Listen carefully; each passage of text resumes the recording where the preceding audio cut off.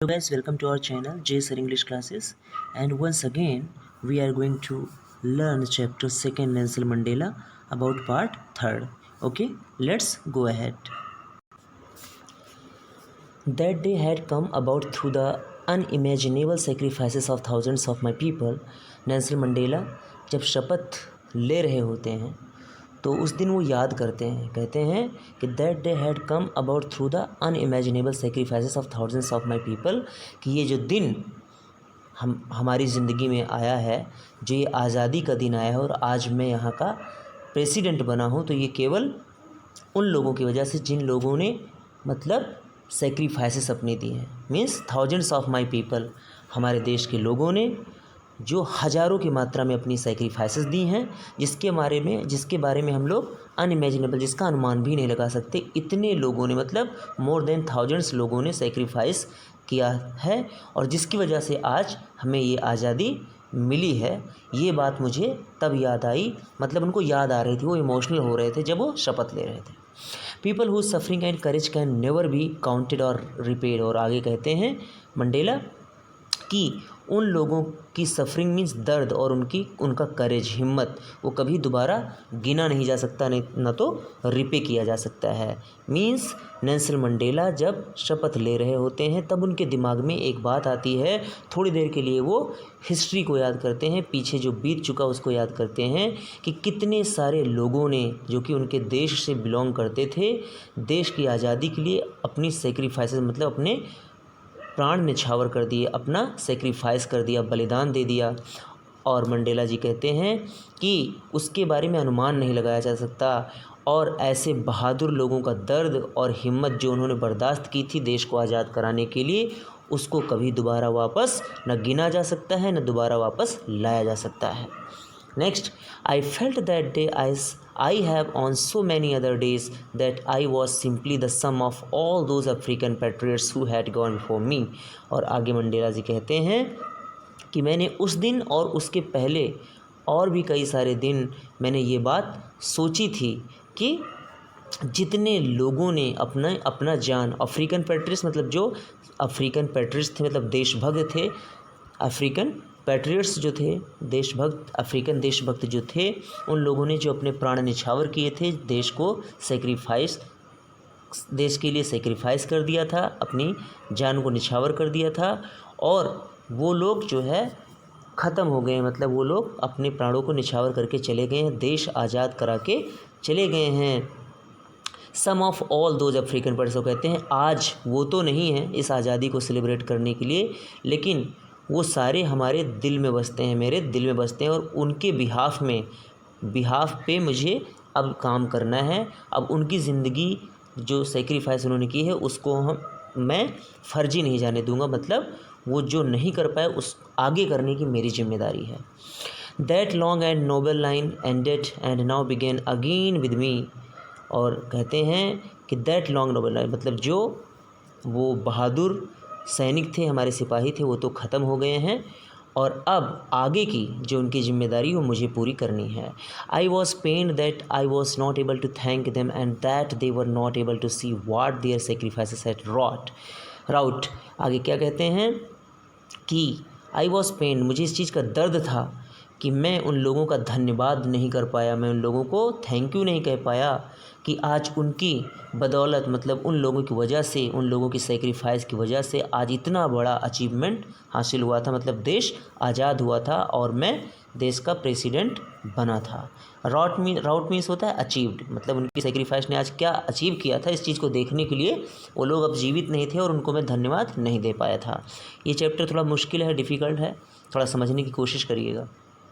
The policy of apartheid created a deep and lasting wound in my country and my people. Apartheid means होता है racial discrimination, जो कि अंग्रेज़ों ने किया था, मतलब जाति का भेदभाव जो उनके देश अफ्रीका में किया था, उसका created a deep and lasting wound in my country and my people। कहते हैं जो उन लोगों ने, मतलब अंग्रेज़ी हुकूमत ने जो ये रेशियल डिस्क्रिमिनेशन, मतलब जाति का भेदभाव की जो पॉलिसी, नीति चली थी देश के अंदर, उसने एक बहुत बड़ा जो है घाव कर दिया है मेरे देश में और मेरे देश के लोगों में। मतलब बहुत ज़्यादा उससे प्रताड़ित हुए हैं हमारे यहाँ के लोग। All of us will spend many years if not generations recovering from that profound hurt. कहते हैं अब हम लोगों को बहुत समय देना पड़ेगा इस घाव को ख़त्म करने के लिए, और समय ही नहीं, जनरेशन्स की जनरेशन हमारी निकल जाएंगी इस घाव को कंप्लीट करने के लिए। जैसा कि हमें पता है कि अगर किसी भी सोसाइटी में एक बुराई फैल जाती है तो उस बुराई को नष्ट करने में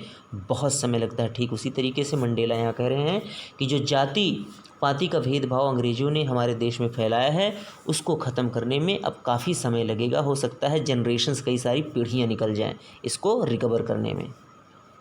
आगे देखते हैं। But the decades of oppression and brutality had another unintended effect. और कहते हैं लेकिन डिकेड्स ऑफ ऑपरेशन, जो सदियों तक ऑपरेशन मतलब अत्याचार अंग्रेज़ों ने हमारे देश के ऊपर किया, एंड ब्रुचुअलिटी मीन्स होता है एंड अनदर, ब्रुचुअलिटी बहुत सारा प्रताड़ित किया हमारे देश के लोगों को। अनइंटेंडेड, ठीक है ना, मतलब बिना किसी अकारण उन्होंने हमें बहुत परेशान किया, तो उसका कुछ प्रभाव भी पड़ा। क्या प्रभाव था? And that was that it produced the ओलाइबर Tambos, the Walter Sisulus, the Chief Luthulis, the Yusuf Dadoos, the Bram Fischers, the Robert Sobukwes of our time, men of such extraordinary courage. कहते हैं कि जब अंग्रेज़ों ने हमारे देश के लोगों के ऊपर अत्याचार किया, टॉर्चर किया, तो प्रताड़ित तो किया, लेकिन उस प्रताड़ना की वजह से हमारे देश में कुछ एक्स्ट्रॉर्डिनरी लोगों का जन्म भी हुआ। और वो एक्स्ट्रॉर्डिनरी लोग कौन कौन से थे वो नीचे पिक्चर्स में आप दे सकते हैं। Oliver Tambo, Walter Sisulu, Chief Luthuli, Yusuf Dadoo, Bram Fischer, Robert Sobukwe, ये सारे लोग हैं। इन लोगों का जन्म हुआ। यहाँ कहने का मतलब है कि जब एक कहते हैं ना, एक हमारे यहाँ प्रोवर्ब है, कहावत है कि अगर कहीं मुसीबत किसी के ऊपर आती है, किसी भी पार्टिकुलर बंदे की ज़िंदगी में अगर मुसीबत आती है, वो बंदा अगर उस प्रॉब्लम्स को बर्दाश्त करके आगे बढ़ जाता है तो ज़िंदगी में बढ़ जाता है, और अगर वहाँ पर बिखर जाता है तो बिल्कुल बिखर जाता है। तो यहाँ पर क्या हुआ, जब साउथ अफ्रीकन लोगों के ऊपर अत्याचार हो रहा था अंग्रेज़ों के द्वारा, तो वहाँ पर बहुत सारे लोग तो बिखर गए, लेकिन ये लोग जिनके नाम यहाँ पर मेंशन किए गए हैं, ये लोग उनकी अत्याचार को बर्दाश्त तो किए, लेकिन उसी में ये तप कर बहुत आगे बढ़ गए और इन्होंने देश की तरक्की के लिए बहुत बड़ा योगदान दिया। शायद इसीलिए इनका नाम यहाँ पर मेंशन है। वही मंडेला साहब कहते हैं कि ऐसे ब्रिलियंट लोगों का जन्म भी हुआ। तो किस कारण हुआ? क्योंकि इतना ज़्यादा टॉर्चर अंग्रेज़ लोग हमारे देश के लोगों को कर रहे थे, वो टॉर्चर कर रहे थे, और उसी टॉर्चर के अगेंस्ट जो लड़ाई लड़ी इन लोगों ने लड़ी, और उन्हीं की वजह से ये लोगों का जन्म हुआ, और इतने कामयाब लोगों का जन्म इस धरती पर हुआ। Wisdom and generosity that their like may never be known again. कहते हैं ऐसे लोगों का जन्म हुआ, ऐसे लोग ज़िंदगी में दोबारा देखने को नहीं मिलेंगे, इतने ब्रिलियंट ये लोग थे। Perhaps it's requires such depth of operation to create such heights of character. यहाँ पर देखने की ज़रूरत है। मंडेला साहब कहते हैं कि अगर ज़िंदगी में कुछ बनना है ना, perhaps it's requires such depth of operation. कहते हैं कभी कभी कि कुछ बनने के लिए बहुत ज़्यादा हमें प्रॉब्लम बर्दाश्त करनी पड़ती है, और जो लोग प्रॉब्लम को बर्दाश्त कर ले जाते हैं वो आगे निकल जाते हैं। My country is rich in the minerals and James that lie beneath it's soil. कहते हैं हमारे देश में बहुत सारी मात्रा में मिनरल्स है, और इस मिट्टी के नीचे बहुत कीमती जेम्स हैं, मतलब बहुत कीमती हीरे मोती जितने भी चीज़ें हैं सब कुछ हैं, मतलब बहुत सारी तरह के मिनरल्स हैं। But I have always known that its greatest wealth is people final and truer than the purest diamonds. कहते हैं लेकिन मैं इन सभी कीमती जितने भी हमारे देश में मिट्टी के नीचे हमारे सोना चांदी जितना भी डायमंड हीरा वगैरह है, इन सब से ज़्यादा बढ़कर अगर मैं किसी को प्यार करता हूँ तो अपने देश के लोगों से प्यार करता हूँ। वही हमारे असली वेल्थ हैं, वही हमारी असली प्रॉपर्टी हैं। It is from this comrades in the struggle that I learn the meaning of courage. कहते हैं कॉमरेड्स मतलब होता है साथी, दोस्त। कहते हैं ये इन्हीं लोगों से मैंने इतना संघर्ष करना, in the struggle that I learn the meaning of courage, मतलब इन साथियों की वजह से, इन दोस्तों की वजह से मैंने इतनी मुसीबत के समय में करेज का मतलब समझा है कि करेज किसे कहते हैं। इन्हीं साथियों की वजह से मैंने सीखा है। Time and again I have seen men and women risk and give their lives for an idea. मैंने देखा है, समय के साथ मुझे बहुत एक्सपीरियंस रहा है, मैंने देखा है लोगों को एक एक बात के लिए अपनी जान देते हुए। I have seen men stand up to attack and torture without breaking, मैंने देखा है लोगों को खड़े होते हुए। Attacks and torture without breaking, उनके ऊपर बहुत सारा अत्याचार हुआ। ऐसे ऐसे लोगों को मैं देखा हूँ, मंडेला कहते हैं, जिनके ऊपर बहुत सारा अत्याचार हुआ, बहुत ज़्यादा अटैक हुए, लेकिन फिर भी वो टूटे नहीं। Showing a strength and resilience that defies the imagination, क्या कहते हैं, रेजिलियंस मीन्स होता है the ability to deal with any kind of hardship and recover from its effects, ठीक है ना, मतलब हिम्मत। कहते मैंने ऐसे लोगों को देखा है, showing a strength and resilience, जो कि इमेजिनेशन से बाहर है, डिफाइज द इमेजिनेशन, मतलब ऐसे ऐसे लोग जो हिम्मत कभी नहीं हारे।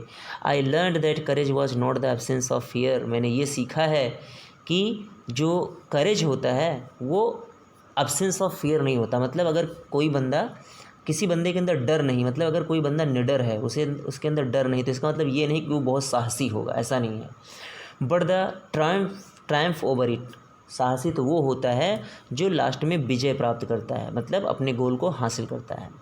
The brave man is not he who does not feel afraid but he who conquers that fear. और आगे देखो, इसी बात को यहाँ रिपीट किया गया है कि बहादुर वो नहीं होता जो डर को जीत लेता है, बल्कि बहादुर वो होता है जो लास्ट में विजय प्राप्त करता है, मतलब जीत हासिल करता है। आगे देखते हैं, no one is born hating another person, यहाँ पर बहुत ध्यान से देखना है, बहुत ही मीनिंगफुल लाइन्स हैं। No one is born hating another person because of the colour of his skin or his background or his religion. कहते हैं कोई भी इंसान जन्म से जो पैदा होता है वो एक दूसरे को नफ़रत नहीं करता, मतलब जन्म से कोई भी इंसान एक दूसरे को नफ़रत नहीं करता, उसके रंग और उसकी स्किन की वजह से, और हिज बैकग्राउंड और उसकी जाति की वजह से, और हिज रिलीजन और किसी के धर्म की वजह से। People must learn to hate, मतलब लोगों को हेट करना सिखाया जाता है जब वो बड़े होते हैं। And if they can learn to hate, Mandela ji कहते हैं कि अगर वो हेट करना सीख सकते हैं, they can be taught to love, तो उन्हें प्यार करना भी सिखाया जा सकता है। For love comes more naturally to the human heart than its opposite, कहते हैं क्योंकि प्यार इंसान के दिल में बहुत ही नेचुरल तरीके से आ जाता है। अपोजिट मतलब नफ़रत के तुलना में, मतलब नफ़रत तो सिखानी पड़ती है, लेकिन प्यार तो अगर थोड़ा भी लोगों को गाइड किया जाए तो प्यार तो बहुत आसानी से वो लोग सीख सकते हैं। Even in the grimmest times in prison when my comrades and I were pushed to our limits, कहते हैं जब मैं जेल में था, जब मैं ग्रिमिस्ट मतलब होता है सैडेस्ट, कहते हैं मैं अपने बहुत ज़्यादा दुख भरे दिनों में, मेरा एक्सपीरियंस रहा है कि जब मैं जेल में था, मंडेला साहब काफ़ी सालों तक जेल में थे, तो वो और उनके दोस्तों के साथ उन्हें खूब ज़्यादा टॉर्चर किया जाता था। पुश टू आवर लिमिट्स मतलब बहुत ज़्यादा मारा पीटा जाता था इनको। I would see a glimmer of humanity in one of the guards, लेकिन कहते हैं उस वक्त भी मैंने वहाँ पर एक गार्ड के जो है दिल में थोड़ा सा मैंने दर्द देखा था। Perhaps just for a second, भले थोड़ा उसके दिल में दर्द था हम लोगों के प्रति, लेकिन दर्द तो था। But it was enough to reassure me and keep me going, लेकिन इतना ही दर्द जब मैंने सामने वाले बंदे के अंदर देखा था कि इतना ही दर्द, तो मुझे इस चीज़ का एश्योर हो गया था कि फिर से मेरे दिमाग में कॉन्फिडेंस आ गया था, मेरे अंदर कॉन्फिडेंस कि हाँ, हर बंदे के अंदर दया तो होती है, मतलब प्यार तो होता ही है। Man's goodness is a flame that can be hidden but never extinguished. Last में मंडेला कहते हैं कि आदमी की जो अच्छाई होती है ना, वो एक फ्लेम की तरह होती है, ठीक है ना, जो एक ज्योति की तरह होती है, मतलब लाइट की तरह होती है, जो ये हो सकता है कि वो कहीं ना कहीं छिपी हो आदमी के अंदर, लेकिन वो ख़त्म हो गई हो, एक्सटिंग्विश्ड मतलब बुझ गई हो, ऐसा पॉसिबल नहीं है। मतलब हर बंदे के अंदर प्यार तो होता ही होता है, बस उसे ज़रूरत होती है, तो एक जगाने की ज़रूरत होती है। तो इस तरीके से मंडेला जी इस चीज़ के ऊपर क्यों बार बार प्रेशर कर रहे थे, बार बार हम लोगों को ये समझाने की कोशिश क्यों कर रहे थे कि कोई भी इंसान जो है पैदा होता है तो उसे किसी धर्म के बारे में पता नहीं होता, किसी जाति मजहब के बारे में पता नहीं होता, ऊंच नीच के बारे में पता नहीं होता। ये चीज़ें तो उसको यहाँ सिखाई जाती हैं, संसार में सिखाई जाती है। इसलिए कह रहे थे क्योंकि उन्होंने अपनी ज़िंदगी में एक्सपीरियंस किया था इस चीज़ को, किसी जाति के भेदभाव की वजह से, इसी रिलीजन और इसी कलर के भेदभाव की वजह से कितने लोगों को उनके देश में सेक्रीफाइस करना पड़ा और कितना ज़्यादा वो लोग टॉर्चर किए गए। तो वो चाहते थे कि एक ऐसा मैसेज सोसाइटी में जाए कि आने वाले समय में ऐसी घटना दोबारा समाज में ना घटे। Okay guys, now this is the completion of part 3rd and rest of the contents of this chapter will be covered in next coming videos in the 4th part. Take care.